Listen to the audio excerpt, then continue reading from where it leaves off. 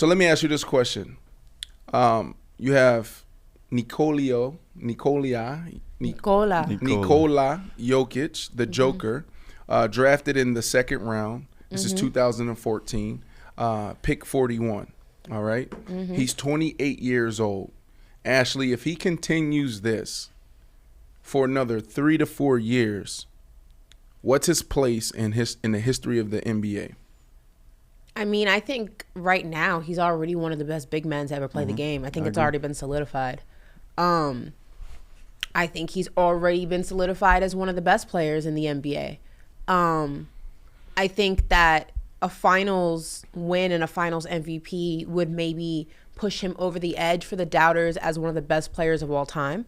We've never seen a big man like Jokic. Yeah. And that's not to take away from the dominance of Shaq or Olajuwon or Tim Duncan. I mean, they're Hall of Famers. Those guys are incredible. But we have never seen what Jokic is. Right. And I think that a finals MVP and a finals win, and not only now, but if he does it again at some point in his career, I feel like you can say he's top 5 best big men of all time. Yeah. I earlier I talked about being around some basketball experts, and those basketball experts were Chris Bouchard and Nick Wright. And, so I had the opportunity to sit around them for a year, just listen to them talk about basketball and break down the game, right, from so many different levels. One of the things that they used to debate, and I would jump in here and there and just give my little 2 cents, was, and Kobe talked about this as well back in the day, the international players are better now, right? We didn't respect the international player. Now we do. You see not only him, but you see Luka.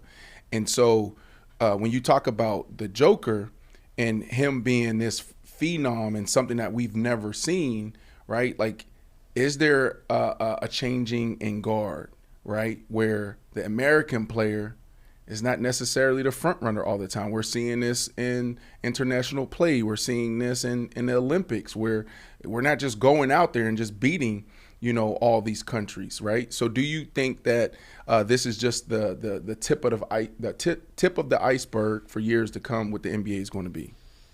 Yeah, I mean, the game's is rapidly expanding in ways that I don't think it expanded, prior. I think also, the San Antonio Spurs have showed, that era with Ginobili and Parker when they were kind of running the league. They kind of began this whole trajectory of finding the international player and developing them. And, that kind of struck, a match, and the rest of the teams in the NBA started to kind of take notice. They play a different type of ball in Europe and, overseas. Yep. It's not as, what's the word? For lack of but it's not as bougie as American basketball. It's a lot more rugged. They're playing in arenas with no air conditioning sometimes. They just play. And then a lot of the times they're 16, 17 years old playing with grown men. That's right. There is no college. There is just that. So European players have always been that. But I think that it took the NBA a little bit longer to be more open to accepting them. Yep. And I think that more teams than ever before are going to be doing a lot more overseas scouting, and you're going to see a lot more international players than we have now. The trajectory is just going to continue. American basketball players, please take notice. You guys are on notice.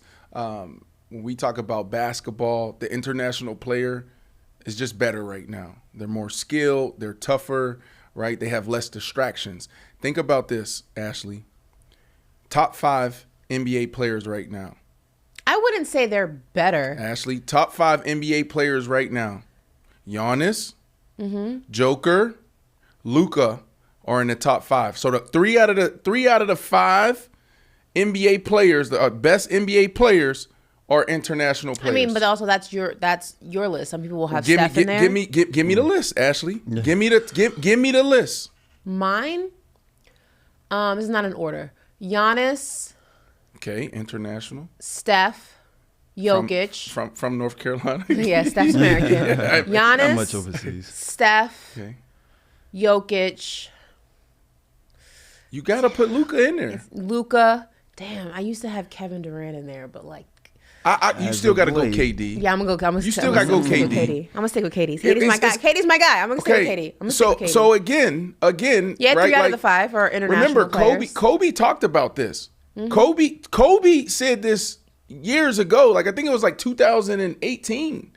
Kobe said, "Be aware. These international players, they're different, right? And also the psyche and the mindset."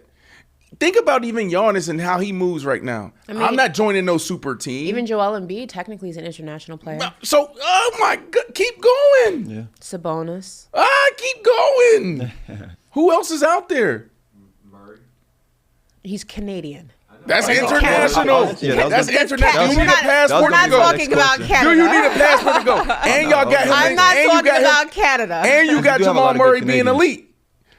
I mean, we're not talking about Canada. We're talking about overseas. Do you need a passport to go to Canada? I mean, they're not technically, they're American. Who else? But you talk about Rudy Gobert.